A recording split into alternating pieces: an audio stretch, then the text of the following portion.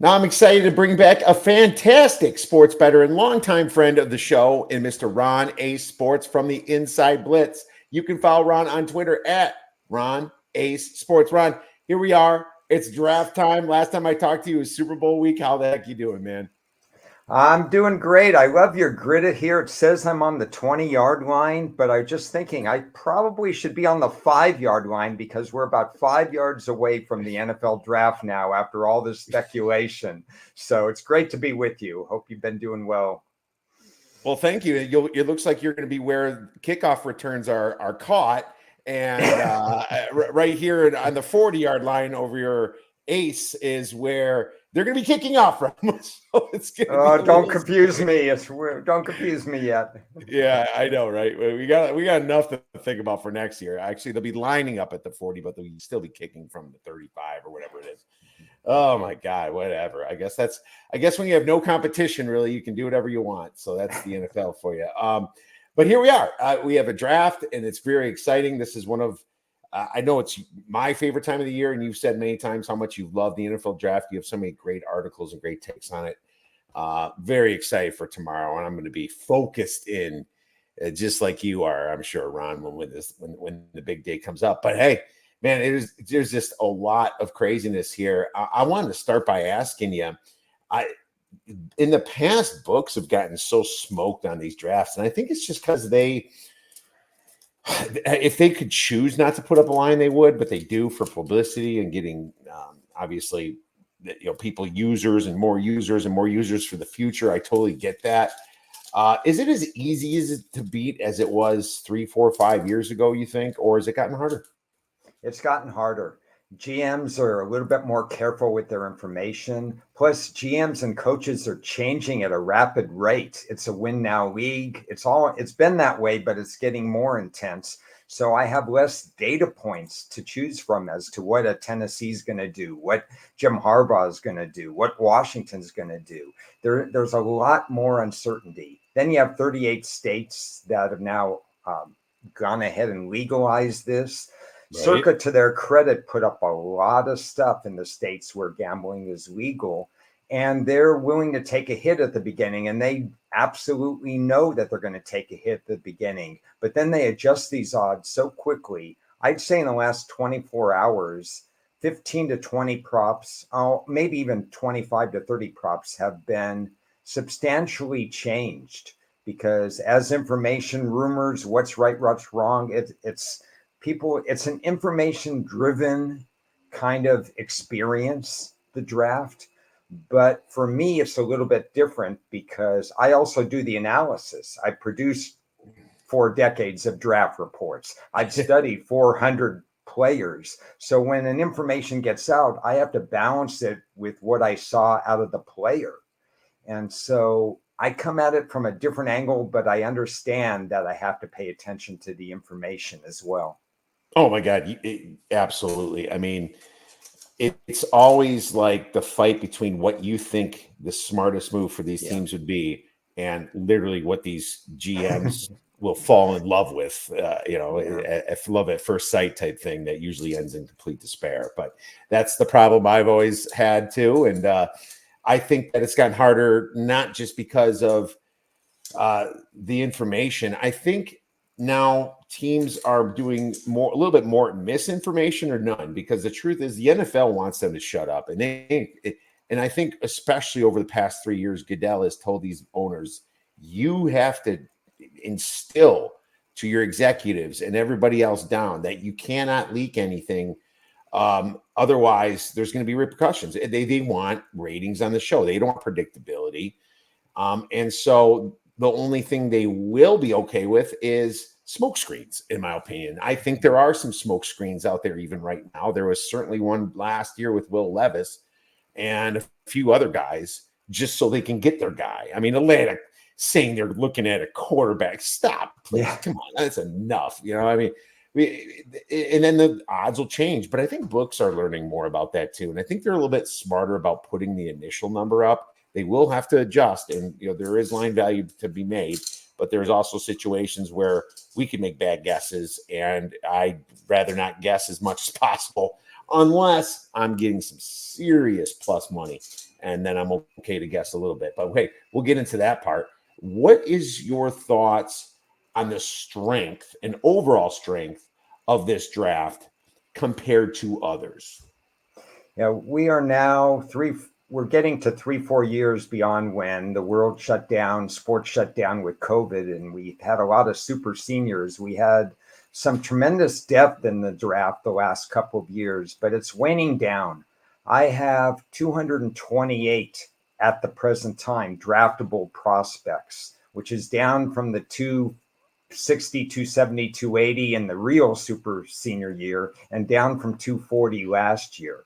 I think this draft starts getting weak sometime in the middle to the end of the fourth round. This is not going to be one of those drafts where you could necessarily get a hidden gem in let's say the sixth round or the seventh round like you could a couple of years ago. And I think teams will use the sixth and seventh round differently anyway, because you mentioned the kicks.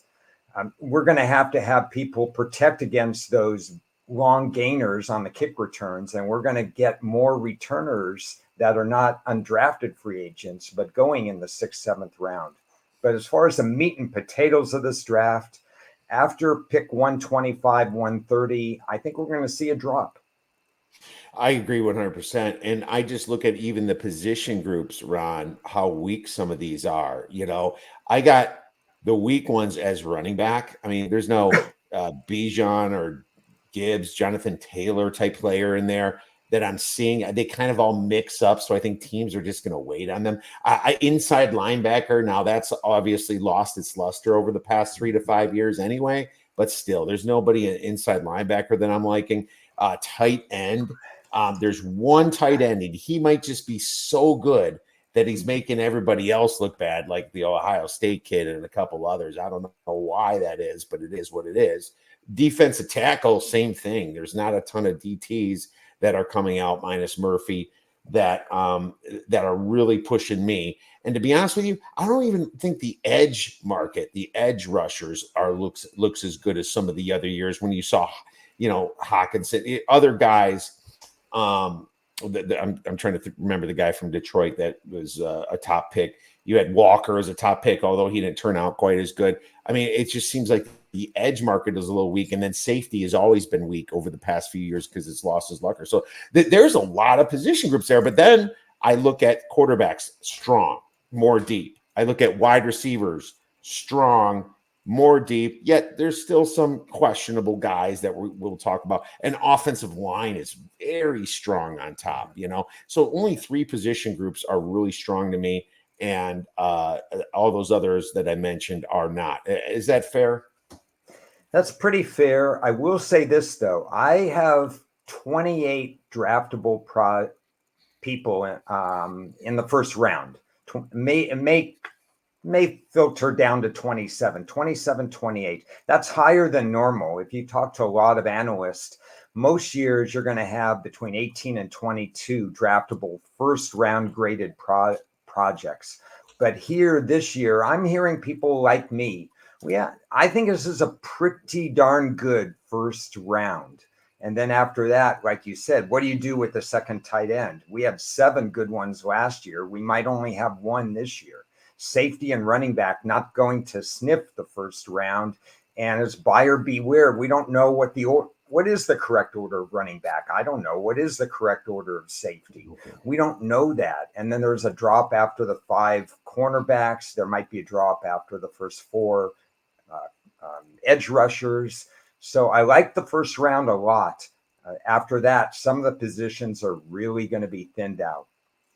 All right. Well, I agree. And the first round can be very strong just because of the number of some of those guys going in with the offensive line and a few others. But there's literally one guy at tight end, one for sure guy at defensive tackle. I look at it the same way as you. So that's fair. And only 27 or 28. You've had that number in the 30s before for that our first round grade. So that's totally interesting.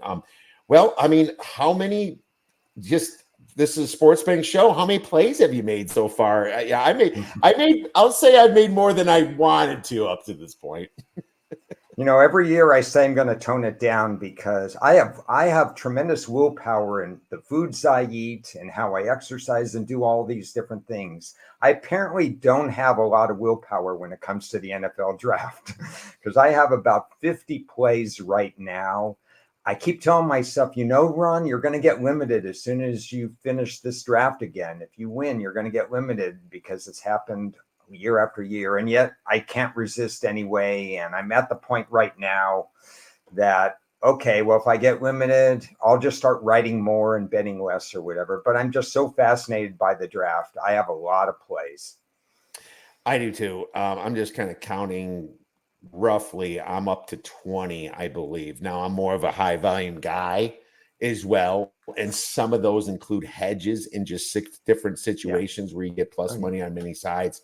But yeah, I mean, that's a pretty big number. And if anybody's got questions for us, go ahead to our YouTube channel. I see 87 viewers now. You can feel free to put in the comments, and we'd love to try to answer your question the best that we can and discuss for this NFL draft day. So let's talk about a big name that's been going across college football since, well, the playoffs, really. J.J. McCarthy. I think there's been a lot of people saying they can go in the top 5 because of a trade. You can go in the top 5 because of other reasons. Do you think that this player gets drafted in the top 5? Yeah, I wish I had the crystal ball with him. Here's where you have to separate my feelings versus what that you have to have that quarterback feelings are, because depending on where he goes to what team, I wouldn't have a first round grade on him. Now, if he ends up with Minnesota at 4 or 5, because of Minnesota's infrastructure, because they have the offensive line cohesive, they play together a lot, it's not bad. Because they have dynamite wide receivers and Hawkinson at tight end, they're built to with McCarthy, and he gets a first round grade if he goes to Minnesota, in my book. I actually have a ticket that I made, and this is something that we've talked about in the past. When do you make your plays? When do you think there's value? And I did make a few plays early, and some of them have lost value, and some of them have absolutely tremendous value. But it's kind of when I made the play, and I made a McCarthy play that he would not go in the top 5 picks, plus 120, which is still pretty much available now. I'm not crazy about the play, but what has he done since in the last 3 months where he's had this great rise? I don't know. Right. I think when push comes to shove, maybe you don't have to trade up for McCarthy. We'll find out. But I'm going to stick by it right now that he doesn't go in the top 5.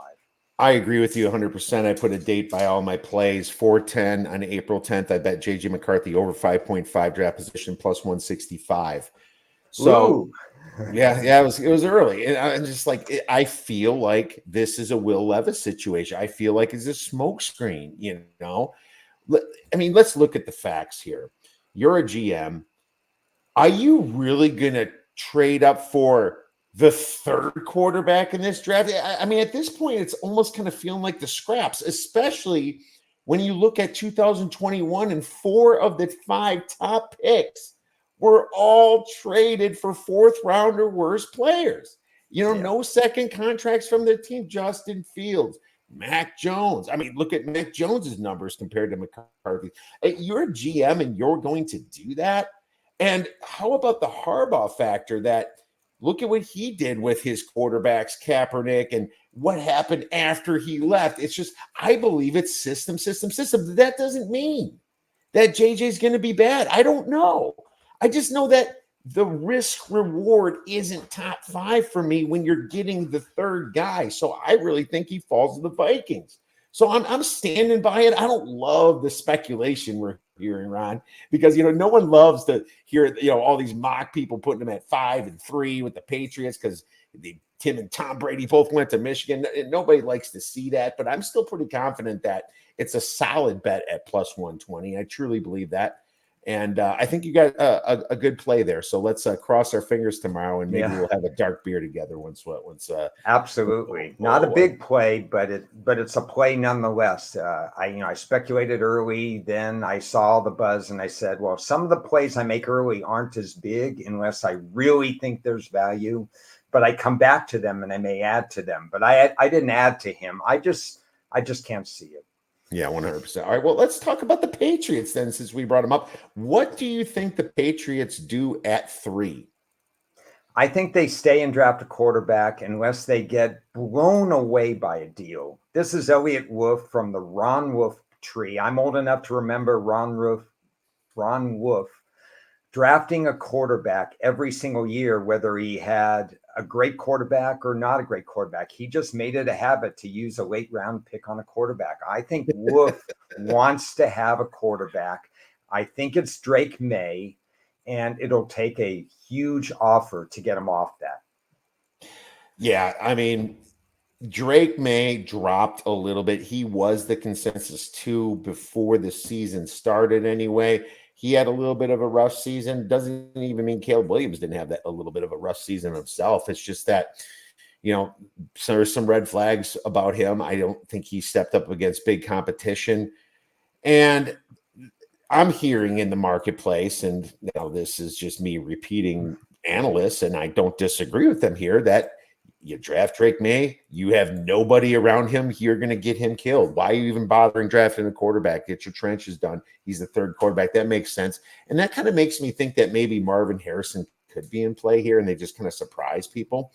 I think there's a chance on that. You can bet the exacta, which is actually a trifecta, if you go with Caleb, Jaden Daniels, and then Marvin Harrison, and it's at 16-1. I threw a very small 0.2 unit bet on that because I could see that happening. It's the Patriot way seems to never have been that flashy, and I don't know. And I still go back to I don't think teams are going to be trading up when you have more depth at quarterback. And when I'm talking about depth, I'm talking about guys like Michael Penix that would have been higher rated than probably the Malik Willis's out there and the Kenny Pickett's. It's just those guys would have been better in some drafts, and you can sit there and get them at 11, 12, at 10, So it makes me think that maybe nobody's going to offer, and you can get a Marvin Harrison there. I don't know what the Patriots do. That's what everyone's question is. We don't have Bill Belichick there no more, but they've always kind of been a hard-nosed team. It wouldn't even shock me if Joe Alt gets drafted by this team, which I would completely be okay with, Ron.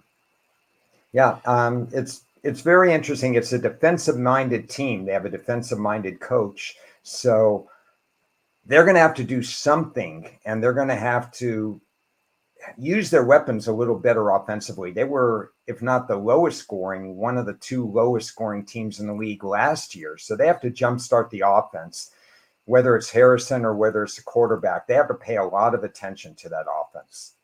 100%. Well, how many quarterbacks do you have going in the first round? Well, I think, there's talk that it could be 6. And because Denver's involved and because Sean Payton's involved, and we know he's trigger happy, he just can't sit still. He's even said it. I can't sit there and not trade up. He did that with New Orleans. He even did that with Denver in one short year. And he doesn't have a number 2 pick, ironically, because they got Sean Payton. So they're kind of out of that traded number for me. 2 pick. Yeah. So I could see a team like Denver using their first pick on some other position and then using the 2025 first round pick and moving back up. So I do think there'll be 5, maybe even 6 in this draft. The one good thing that I will note about these 6 quarterbacks is we don't have as many red flags about these quarterbacks as we have in the last 2-3 years. I mentioned yesterday that Zach Wilson, he didn't play any kind of competition because of COVID and they weren't allowed to play conference games. Daniel Jones going a few years back, internal clock issues. Some of these other ones, 11 career starts for Richardson at Indianapolis. We didn't know about him. Will Levis, internal clock issue, interceptions. These 6 quarterbacks are actually pretty clean in terms of No red flags as far. They all seem to be have a pocket presence. They all have the requisite NFL accuracy. So that's why I think it is going to be 5, and oh my goodness, it might even be 6. It might be 6. And I've always been harder on first round grades and quarterbacks. I have 4 first round grades on quarterbacks, but I have 6 going into the first round myself. Yeah. Because here's the thing: if it was Sean Payton's honeymoon year, if it was his first year without the pressure, then he could get by without getting somebody to throw the ball. But now, when you have the Raiders right behind you, you see a run on quarterbacks. You need one. Are you 100% confident that Bo Nix might not be liked by the Raiders or the Saints, even, who have to go a couple years or maybe a year or 2 more with Derek Carr, but maybe they see value? It's almost like I don't want to go a quarterback going to my old team, because for me, after 6 quarterbacks, I think the class really drops off. I'm not a Spencer Rattler guy, at all. I'm not a oh God, who's another really deep one? I would say even the guy from Notre Dame. I have him drafted. I have him even as a top 6 guy, but I don't have him as a first round guy myself. So looking at some of the other quarterbacks in the draft, I am just not really impressed by a lot of them. And this is a situation where Jordan Travis, Florida State, should be picked later. Tanner Mordecai, even from Wisconsin, could be worth a shot in the 5th round. So I think that he panics. I think he panics and maybe grabs Penix or Nix. I could see that, Ron. It could happen. Boy, that would be a loss of draft capital to get him that early. Because it's the Daniel Jones situation. It's not so much that they got Daniel Jones at 6. That year, the Giants had picks 6 and 17. Maybe they lose him at 17 because of the hype, just like the hype we're talking about now. But at 6, you need somebody who plug and plays for a decade. History tells us that the offensive line is the most predictable. If you draft an offensive lineman in the first round, you have a better than even chance, 60 to 70% chance that person plays well for you beyond the first contract. You don't have that same percentage at all other positions in the draft, including the quarterback position. If you're the Giants or any of these teams that need to stop drafting in the top 10 like they've been doing every year, then what you absolutely need to do is get a cornerstone for your team. You can't be trading quarterbacks back every 3-4 years. Daniel Jones came into the league with flaws, and I think in some ways Bo Nix has a ceiling. He's a good quarterback. I think we've already seen through his 24 years and 6 years in the NCAA, there's not much more upside to him. I think he could be a competent quarterback in the NFL, but if he goes to one of these teams that can't protect him, I don't know how they move the win needle. Give me a super sleeper quarterback, like maybe a walk-on or 7th rounder. Give me one. Oh, my goodness. I got one in mind if you want me to go first. To be honest, I don't have one this year. I mean, you could say Jordan Travis just because the devastating injury, maybe he comes back after 2 or 3 years. With the right team, I'm okay with Rattler in the late 3rd round or something like that. I actually think he'll be drafted before that. I like these second day kind of draft props, and I took one on Rattler. I don't have one, so I'm curious to hear what yours is. I'm not even 100% sure if he still threw his name in the draft, but it'd be Zach Calzada for me. You know what's interesting for him? When he went to Incarnate Ward, he was the quarterback at Texas A&M, and he was bad. But this was for Jimbo Fisher.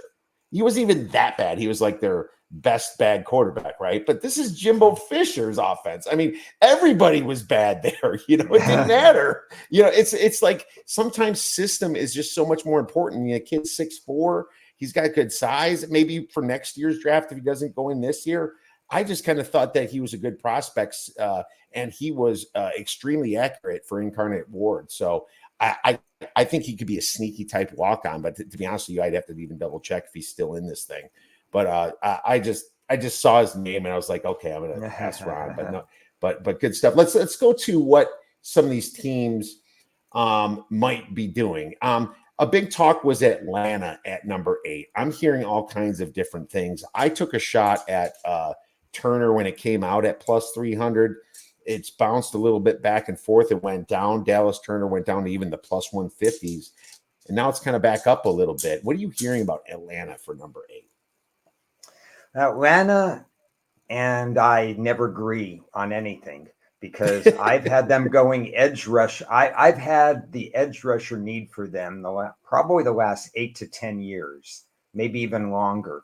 This is a team up until last year had almost 1.5 sacks per game. That was about it on average during a 5-year period. They finished 29th through 32nd in each of the last 5 years, which also correlates to the fact they haven't had a winning record since the Super Bowl. They've been stuck on 7-10, which is their peak, actually, because they don't understand that your cornerbacks and safeties have to cover longer when you don't have an edge rusher.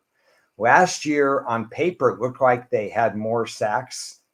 It looked like, oh, we've solved the problem, but not really. Nobody stood out. They were all older guys. They played a whole bunch of rookie quarterbacks. Just look at who they played within their division last year. And remember, this division had a very soft schedule last year. They played the Houston division and they played their own division twice. That's 10 games against those teams, a couple of other backup quarterbacks.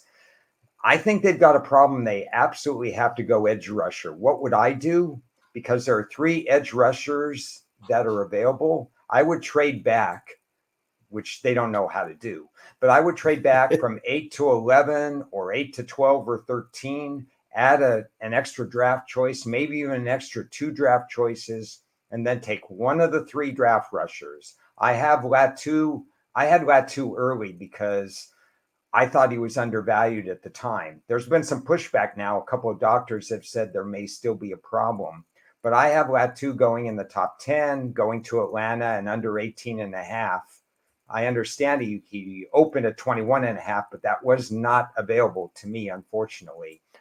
I think Atlanta has done work on cornerback, a lot of work on cornerback, which scares me. But if they want to get better with Kirk Cousins there, let's get him an edge rusher. No, I agree. I always say, and if you guys want to check out my mock draft, I have one out at theoddsbreakers.com. I always say, and I get too repetitive, I say the correct thing they should do is trade down, but what will they do is what I'm trying to predict. I think that I think they can go a couple different ways. I'm hearing that Murphy might go to him as well, Yeah. And I actually mocked him all the way down, Byron Murphy, to the Seahawks. I think he's the best player on the defense in this draft, and I've watched many of his games at Texas. But I think Latu, the way he's played last year, are you worried about his neck injury? I guess, but you can just say that about any guy that's been injured. He was an absolute beast over at UCLA, an amazing beast, and I kind of want the Bears to get him at 9, but right now, I hedged a little bit at my plus 300 on Dallas Turner. I took Latu as the first defensive end / tackle drafted. And I even took the cornerback as first defensive player, Mitchell, at plus 1,600 just for a very small hedge as well. So I'm hoping one of those 3 hit. If not, well, there it is. But I think Atlanta has a lot of options, and I would trade down as well. But what do you think the Bears do at number 9? Now, what's interesting about the Bears, they're going to have Caleb Williams. Do they fall in love with hooking him up with an Odunze or a Neighbors, whichever one of those 2 are available? Do they trade down and try to get back into second round? I think I prefer that. What do you think, Ron? Yeah, 2 guys, and Murphy's really been steamed a lot lately. Murphy and Bowers, I can't figure out what team's going to get them or what their ranges are. Bowers could go anywhere from 5 to 18. Murphy, I have going anywhere from 8 to 16 right now. And the Bears, I'd probably trade down like you would, and the Bears are pretty good at understanding how to do that and getting draft value to it. But I don't think they would pass on Odunze if he was there at 9. And I think the other guy, I mean, maybe they even look at Bowers. Why not? But I think it's Odunze, Bowers, offensive line, or trade back, which basically what I'm telling you is I'm not sure. Of course. And maybe it makes Caleb Williams happy. They're hanging out on the plane. I think Odunze actually could go second wide receiver. Personally, I have a plus 300 play on him going second wide receiver. I hear that the Cardinals would pick him, and I also, if Harrison's gone, and I'm hearing the Giants have some interest in him as well. So I think the Bears they have Tyler Scott right now listed as their third receiver. So I could see that. But I mean, who is he? They lost Mooney, but they gained Keenan Allen, but Keenan Allen's only on a 1-year deal. I could definitely see them doing that. I prefer Latu or trading down and getting one of those pass rushers or somebody that's going to affect the defense. The Montez Sweat thing turned out better than I expected. He was a better player and he stops the run, but they still don't really rush the passer all that well yet. DeMarcus Walker's kind of still sitting there on the team, but they could go anywhere, and they could also even go corner or safety later in the second round. You would do that, but there's definitely some options for the Bears. I mocked the Bears to pick Malik Neighbors, so I think it will be a receiver. Hoping not, but we'll see. Let's see what happens. Right? Okay, how about the next one down? And this is the Jets, and there's a bunch of disagreement in the marketplace with the Jets. Now, I could tell you what I would do, but what does Ron think they're going to do? Well, here we start looking at all the offensive linemen that are going to go off, and there's really going to be a lot of them. We'll talk about that. And that's why I think the Bears at 9 could take one of the offensive linemen. I like teams that are going to start rookie quarterbacks to actually protect their rookie quarterback. So I would take an offensive lineman or Odunze as my choice. It seems like the Jets are deciding between Bowers and an offensive lineman themselves. And I think I've gone back and forth. When I wrote an article about 3 weeks ago, I wrote that Bowers at the time was plus 200, which was interesting. Now Bowers has dropped, but I think they're going to end up offensive line. I think it's the right move. Aaron Rodgers lasted 4 plays last year. I'd like to see him. The Jets would like to see him last a little bit more than 4 plays this year because they've got a dynamite defense. A little bit more than 4 plays. A little bit more than 4. I'm not, hedging a little bit there. You're not asking for much. The Jets have upgraded their roster even since the last. They're kind of an all-in team. There's about 3 or 4 every year, and the Jets are one of them. Houston's one of them. Dallas is not one of them, no matter what Dallas tells you. But still, I think the Jets go O-line here. I think they may surprise people as to which O-line they go, but that's the feeling I have right now. Okay, so this reminds me of why I tell my friends not to drink and drive. Seriously, because if you have a couple drinks, and it doesn't even matter if you're over the limit, really, and then some idiot just jumps in front of you, could be a homeless person, could be just a freak accident of a kid's skateboard, it's your fault. If Aaron Rodgers trips over his own feet and injures himself, it's your fault for scaring him from the edge because you didn't draft that offensive line. It's the same thing. It's like, if Aaron Rodgers gets hurt, what did you do in the first round to protect him when you had the worst offensive line? Nothing. That is where you get fired. And they have to be smart enough to not to get Brock Bowers or Odunze or any of those receivers out there. In my opinion, they have to know that you have to protect Aaron Rodgers. And plus, it's not like you're that depleted. There's deep wide receivers in the second round. You still have the Ohio State kid over there, right? The Jets picked up a few guys, I believe. I'm just kind of quick look at there. Yeah, you still got Garrett Wilson. You got Mike Williams. Now, when Mike Williams is healthy, he was an extremely underrated receiver for the Chargers, So you got Alan Lazard there. There's guys that have experience. And yes, you got Tyler Conklin and Jeremy Ruckert, but you can get the Ohio State tight end later. Protect Aaron Rodgers by all costs. You will not get fired that way. The way you get fired is if Aaron Rodgers gets hurt, even though it's not your fault, it will be blamed on you. So that is, I am completely with you. And this is also another reason I have a 100-1 shot on the Jaguars drafting a tight end first, because I think there's a chance that Brock Bowers falls to him. Jacksonville being so close to Georgia, and the Colts already drafting tight ends. The Raiders draft Mayer last year. I think there's a serious chance of that, but that's my long shot. And I talked about that a little bit with Thor Nystrom on our show yesterday. But let's move on to the next position that's being talked about. I think that J.J. McCarthy does go to the Vikings. And I think you mentioned something about the Vikings and what they need and what they're ready to do with the quarterback position. Yeah, I think the Vikings are the team that I'd probably endorse moving up, although I think if the board shakes out the way I think it is, maybe the Chargers do not trade. Maybe the Vikings trade in the division 11-9 with the Bears. The Bears are still going to get a quality player from at 11. That's not a problem. And maybe the Vikings beat other teams' offers and they get McCarthy at 9.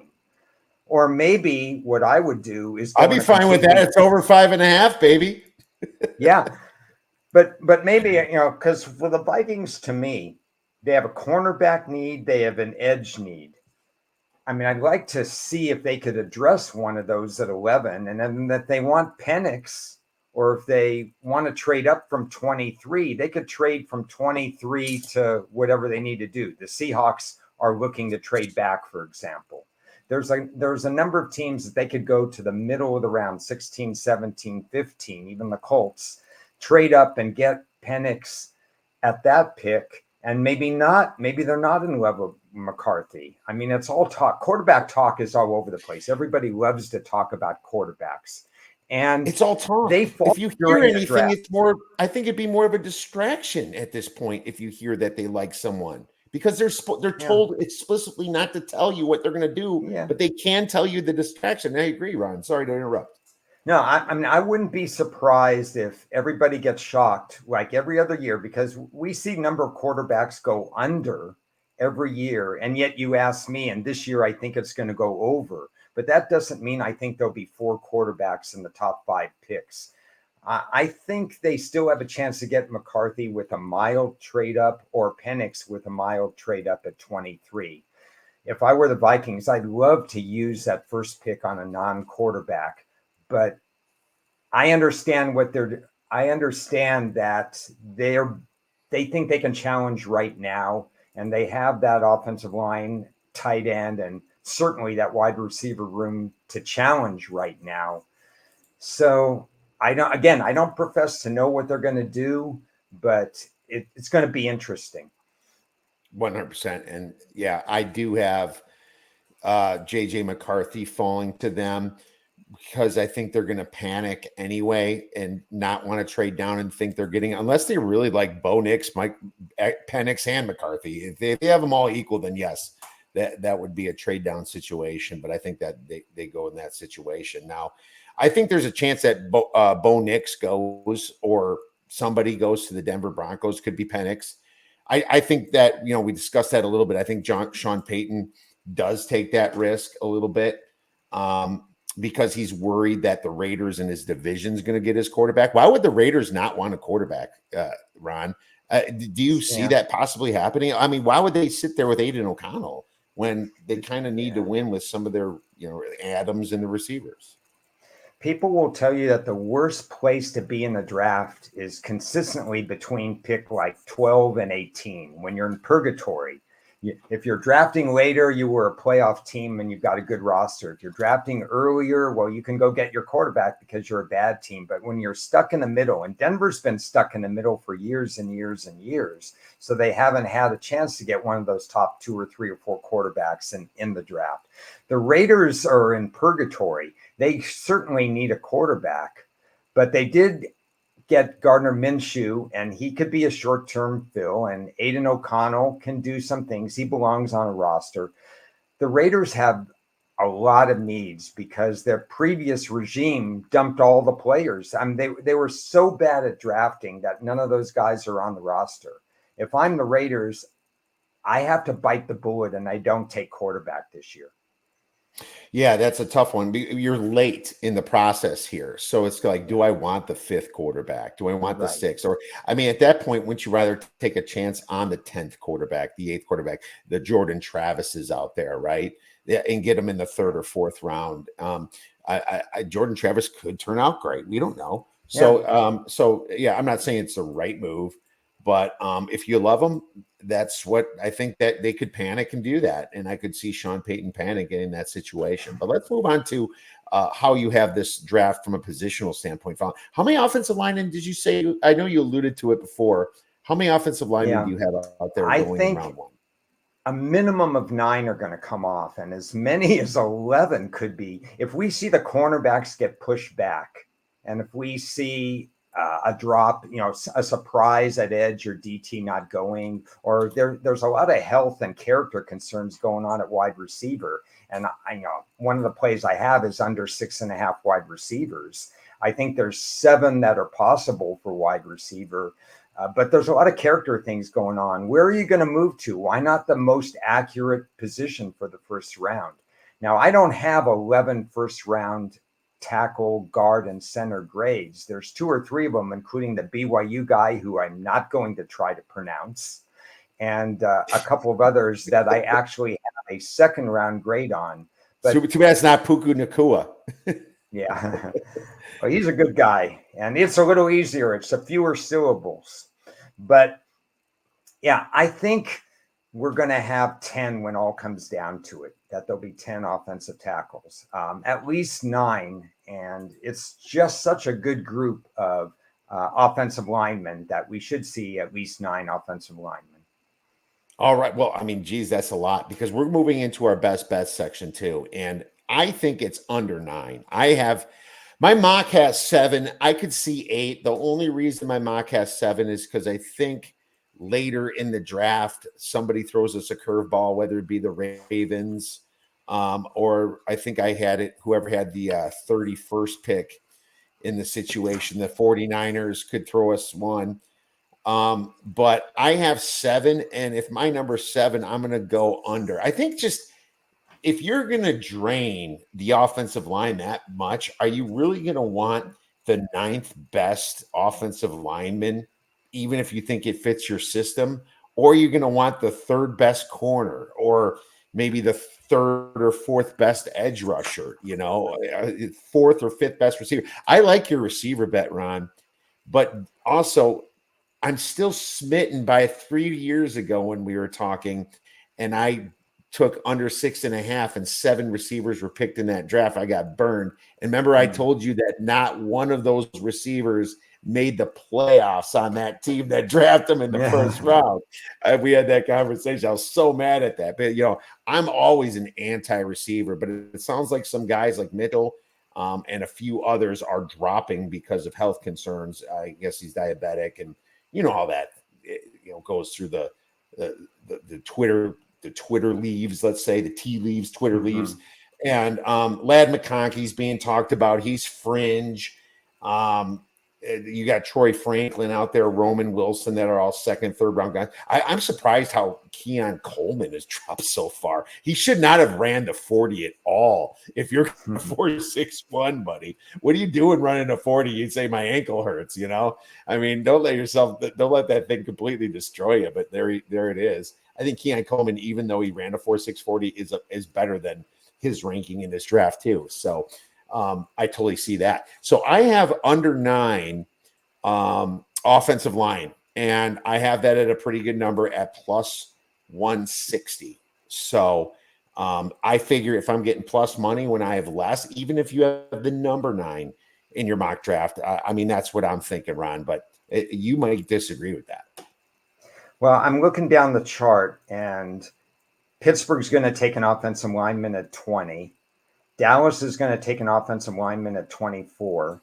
Tampa, I think it's better than 50-50. They could take an offensive lineman. Baltimore dropped 3 starters on the offensive line. So that's 4 teams there that don't have a lot of wiggle room. So if you add the Jets in there, if you add, I don't know what Vegas is going to do, but they could go that route. Seattle's going to take an offensive lineman, whether they stick or don't stick at 16. At least that's what I think, unless they shock us all and take a quarterback.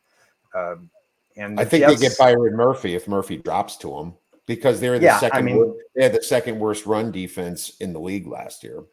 Yeah, I mean, Murphy's going to be an interesting commodity. I don't know where he goes, but I just think there's not a lot of wiggle room for some of the teams in the back part of the draft. That there's always that dilemma. Do you take best player available or do you take need? And most people would probably go best player available. But when your need is so extreme, I don't think you can ignore it. All right. No, that's fair. So what about total defensive players? I mean, if you have 9 or 10 offensive linemen going in the first round of the draft, I mean, how many defensive players do you have at total?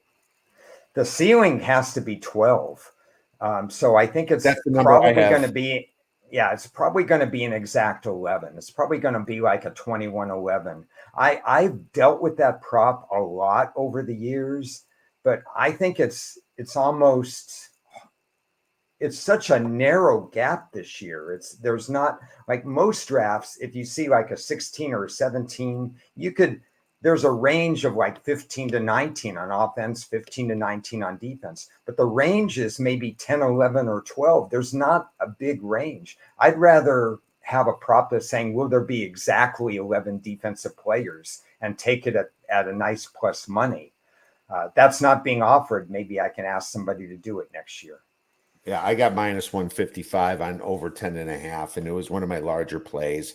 I just cannot see some of these defensive guys that are top heavy in a position group to not even be selected. It wouldn't even shock me if a safety was drafted. And the one actually that I was looking at that I think could be drafted, and I threw him in my mock because nobody mocks are correct, really, especially when it gets to later in the first round, right, when all these trades have already happened.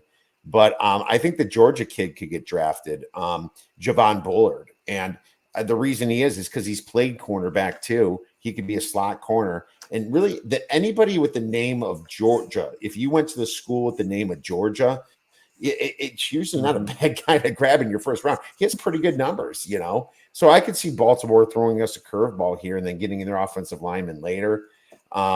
So that's just another situation that would bring me from 7 to 8 offensive linemen if that doesn't go through. I do have Pittsburgh possibly going receiver, most likely offensive line. I think they could, they did lose Deontay Johnson in the trade market. So I'm like, who's what? They just picked up Russell Wilson and obviously the Bears quarterback Fields, but who are you going to throw to? I kind of was thinking to myself, do they get in love with a guy that ran a 4.2 140 with like a Worthy or something? So that's my other best bet. What other best bets do you have on the board? Well, the guys, I mean, obviously a lot of juices change. I have some, luckily, more good juices than bad. The guys I'm most involved in are Joe Alt. I have him under 7.5, and I hate to rely on Tennessee. If they have to pull the trigger at 7, what if they don't? I'm just going to skewer them if they don't. Latu and Joe Alt are 2 of my favorites. But I want to throw one out that is not available for everybody, but there are a few books that have 2nd and 3rd and 4th round picks and stuff like that. But Christian McCaffrey's brother has been tabbed mostly right around the will we go over under 132.5. I think Circa has moved to about 130.5. So it's pretty close, middle of the 4th round. He tested very well. He's got great hands. He obviously has good bloodlines in terms of with his brother. I have a feeling that you're going to hear his name at the end of the third rather than the beginning to middle of the fourth. I could see him going in the 95 to, let's say, top of the fourth, 95 to 115 range. And so I think there's a cushion. I want to throw that one out there for people who are watching. Wow, that's good. I don't see numbers on him yet. Is there numbers on him yet? Circa has it. I think you'd have to. I don't know whether there's so few books that are putting things out for second. They're putting out like Cleveland. What's their first pick going to be? And they don't have a pick to the third round. But for players other than Leggett, who's in the 30s, and a couple of others, I think it's only one or two books that has it. I think you're okay on Joe Alt because I took 4-1 that he's top 5. I don't see Jim Harbaugh passing on him, and I don't think anybody's going to offer him enough to get to 5. He's the best lineman in this draft, at least from a safety perspective. He's got the pedigree, his parents and all that involved in football. I think he's definitely the first offensive lineman. That's minus 900. Why would he not be in the top 5 when you see offensive linemen consistently drafted in the top 5? That's what the Chargers want. I doubt that they go receiver. Jim Harbaugh hates receivers. So I got him at 4-1. So I think you're okay, which brings me to JC Latham, which I got at a really good number. Well, actually, I don't even think it's a good number. I laid minus 200 on him, but I'm going under 14.5. I didn't want to do 13.5 because I am thinking that the 14th pick would definitely be him. With the second offensive line for the Saints, because I think the Saints are going offensive line, and they'll get Fashanu from Penn State if he's gone. But I think Latham goes to the Tennessee Titans at 7 because Alt is going to go to the Chargers at 5. So I think that's one of my best bets as well. So I like that. But the truth is mostly I'm seeing like 32.5 as my on DraftKings right now. And maybe I have to log it back onto FanDuel and see some of these other position totals, but I don't see McCaffrey yet, but I would love to see a number on him. And I think, by tomorrow, you're going to see more and more of some of these pop up for sure. So 4-1 on Joe Alt is top 5 is one I definitely like. So let's hope one of those comes into fruition here. I even think Terry and Arnold can go under 15.5 as a second corner. So I was looking at that one. Where do you have Arnold going? This is one I have that same play. I actually have Terry and Arnold under 15.5 small, and I also have Terry and Arnold going as the first cornerback. It was plus 200, and I hadn't finished my cornerback work at the time, so I only got it at plus 150 sitting. Last I saw was plus 125, so we're still in the ballpark. Am I crazy about that one? Not necessarily. I just thought it was 50-50, and he's from Alabama. He didn't run as fast as Mitchell, and sometimes that comes into play, but he ran fast enough to be a top-tier cornerback. The only problem I have with my own bet, as I self-screen my own bets, is that I don't know when the first cornerback is going to be taken. It's possible that once a cornerback gets taken, we're going to have a lot of cornerbacks get taken, 5 in the first round. But that first one may not occur until, let's say, Indy at 15. We talked about maybe 13 being a place for a cornerback. There's not a necessarily logical starting place for cornerbacks. So I'm a little worried about the Terry and Arnold, even though I share that I did it as well, like you did. Nice. I have one more for everyone. There was a mock draft that came out on the NFL Network that had Cooper DeJean going to Pittsburgh. And I do not believe that. Just because somebody visits, it does not mean he's going to go. I don't think they do that. I mean, Cooper DeJean was very good at Iowa, but you have to understand, he doesn't look the profile of a cornerback. I know he can play a little bit of safety, but I just, the way he was injured at the end and now he's fine. He ran a 4.4 something 40. I just don't see him going that high. And I have other cornerbacks better than him. Now, the Eagles might want him at 22. I don't think so. I think that like you said, offensive line goes to Pittsburgh, if not that crazy wide receiver idea. And then he goes over 22.5. I got -105, but it's at -115 now. I like Cooper DeJean over that because I think he's more of a 28 or 29th pick, where, somebody could say, okay, well, we need one of those players. So in my opinion, he's going to drop. So that's my last best bet of the show, Ron. So I'm thinking that's where he goes. But man, really appreciate all your hard work you put into this and you being a guest on this show. The draft's going to be a heck of a lot of fun. I cannot wait to text you about it and hopefully hit some of these big ones. Yeah, and thanks so much for having me. One thing I know we talked about that we should tell others is that after the first round, now during the first round, you and I are probably going to be tweeting and giving our opinions and stuff like that. But new draft props are going to come out after the first round. Maybe Correct. we see that McCaffrey prop come out and other players that do not get drafted in the first round. You're going to be having stuff come out just like Michael Meyer last year and a couple of others that we talked about. So I love the second round. I have a number of plays that involve the second round, still diversifying my portfolio. That's the thing I would leave the viewers with. Make sure your portfolio is diversified. Don't take any unnecessary hits because you're top heavy on one particular situation. 100%. Make sure you get as diversified as possible. Ron, it's been a blast. You have a great rest of your day. We'll be tweeting this weekend. Thank you.